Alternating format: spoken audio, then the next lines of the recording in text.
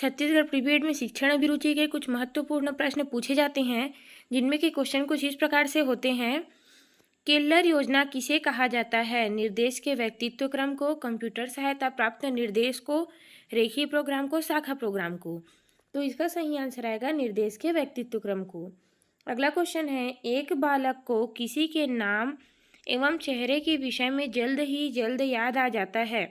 इस तरह की अधिगम शैली को कहा जाता है ठोस शैली, क्षेत्र स्वतंत्र शैली, क्षेत्र आश्रित शैली, स्वतंत्र शैली। तो इसका सही आंसर आएगा क्षेत्र स्वतंत्र शैली। स्पेनिश भाषा आसानी से फ्रेंच भाषा में प्रवीणता प्राप्त कर लेते हैं। इस प्रक्रम को कहा जाता है धनात्मक अंतरण, ऋणात्मक अंतरण, शून्य अंतरण, पार्थिक अंतरण। तो इसका सही आंसर आएगा धनात्मक अंतरण।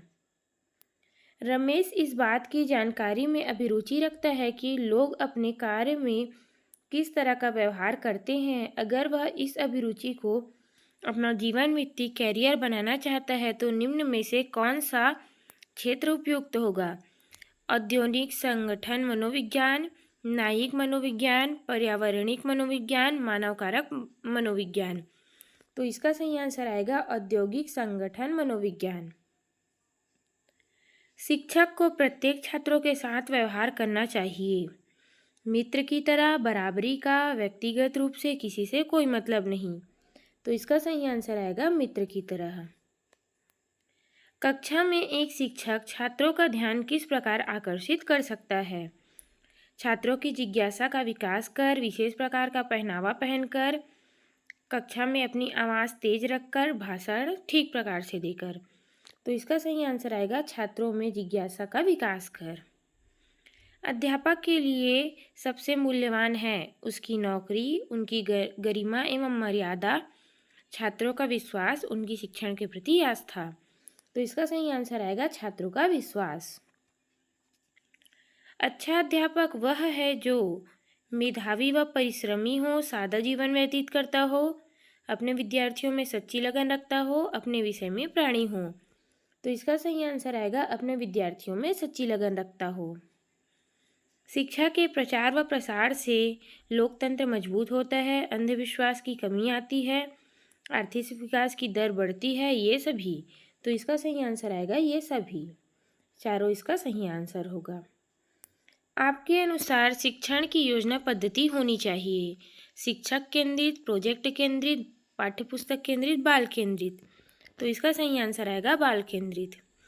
एक शिक्षक की कार्य क्षमता को बढ़ाया जा सकता है परीक्षा फल के अनुसार पदोन्नति देकर, कड़े स्कूल प्रशासन के द्वारा, अध्यापक के कार्यों की सराहना करके, अच्छा वेतन देके। तो इसका सही आंसर आएगा अध्यापक के कार्यों की सराहना करके। स्कूल में मध्याह्न भोजन योजना का उद्देश्य है विद्यार्थियों के शाला त्याग की दर को कम करना, विद्यार्थियों को पुरस्कृत करना, विद्यार्थियों में सामाजिकता का विकास करना, खाना बनाने का प्रशिक्षण देना। तो इसका सही आंसर आएगा विद्यार्थियों में शाला दर की त्याग को कम करना। एक अच्छे विद्यार्थी का सबसे महत्वपूर्ण गुण होता है शाला समय पर पहुंचना, हमेशा कक्षा में नियमित रहना, कक्षा में जो कुछ पढ़ाया जा रहा है उसे समझने का प्रयास करना, अनुशासित व अच्छा व्यवहार करना। तो इसका सही आंसर आएगा कक्षा में जो कुछ पढ़ाया जा रहा है उसे समझने का प्रयास करना। जब आप अपने लक्ष्य की ओर बढ़ रहे हैं तो अभिप्रेरणा से खाली स्थान कम होता है गर्व, तनाव, शक्ति, ज्ञान। तो इसका सही आंसर आएगा तनाव, तनाव कम होता है। अभिप्रेरणा से उत्पन्न होना चाहिए इनाम, परिणाम ज्ञान, लाभ, इनमें से कोई नहीं। तो इसका सही आंसर आएगा परिणाम ज्ञान। धीमी गति से सीखने वाले बच्चे के प्रति आपकी अभिवृत्ति होगी अरुचिकर, सहानुभूतिपूर्ण, प्रतिकारी, घृणापूर्ण।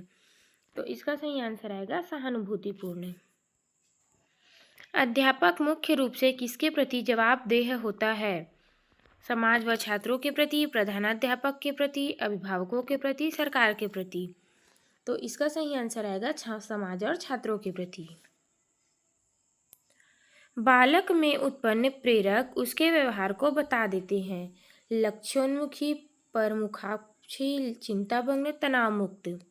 तो इसका सही आंसर आएगा लक्ष्योन्मुखी। छात्रों में स्व अनुशासन विकसित करने के लिए आप उन्हें कुछ उत्तरदायित्व देंगे, उन्हें दंड देंगे, उनसे नियम का पालन कराएंगे, उन्हें अच्छे आचरण के नियमों से परिचित कराएंगे। तो इसका सही आंसर आएगा उन्हें अच्छे आचरण के नियमों से परिचित कराएंगे। छात्रों में अनुशासन बनाए रखने के लिए आप उनसे प्रश्न पूछेंगे, उनके शोर को रोकेंगे, उनसे नियमों का पालन कराएंगे, उन पर उत्तरदायित्व सौंपेंगे। तो इसका सही आंसर आएगा उन पर उत्तरदायित्व सौंपेंगे। प्रधानाध्यापक अपना कार्य बेहतर ढंग से कर सकेगा यदि वह स्वयं निर्णय लेकर, वह अध्यापक के सहयोग व उनकी सहमति से निर्णय करेगा, वह छात्रों के सहयोग से निर्णय ले, उपयुक्त में से कोई नहीं। तो इसका सही आंसर आएगा वह अध्यापक के सहयोग एवं उनकी सहमति से निर्णय करेगा। परीक्षा का मुख्य उद्देश्य होता है विद्यार्थी की प्रगति का पता लगाना, विद्यार्थी की योग्यता का पता लगाना, विद्यार्थी की अधिगम योग्यता को जानना, उपयुक्त सभी। तो इसका सही आंसर आएगा उपयुक्त सभी। छात्रों में अमूर्त चिंतन कैसे लाया जा सकता है? उच्च कक्षाओं के छात्र अमूर्त वस्तु का प्रत्यक्षीकरण कर सकते हैं।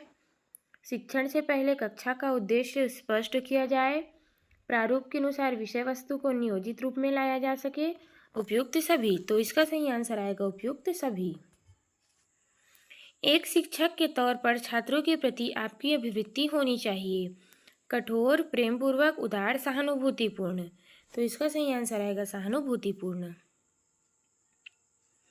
यदि शिक्षक को यह ज्ञात है कि उसने जो कुछ पढ़ाया है वह छात्रों को पूर्णतः समझ आ गया है तो वह कहलाता है पुनर्बलन, पृष्ठपोषण, सामान्यीकरण, ये सभी। तो इसका सही आंसर आएगा पृष्ठपोषण। एक अभिप्रेरित शिक्षक में निम्न विशेषताएं होती है: अवास्तविक महत्वाकांक्षाएं, लक्ष्योन्मुख व्यवहार, असंतोष, आवश्यकताओं से वंचित रहना।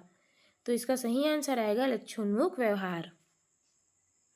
छोटे बच्चों में रटने की आदत डालने के बारे में आपकी क्या राय है? रटने की आदत अच्छी होती है, रटने की आदत अच्छी नहीं होती है, कुछ चीज़ों को रटना जरूरी होता है, उपयुक्त में से कोई नहीं।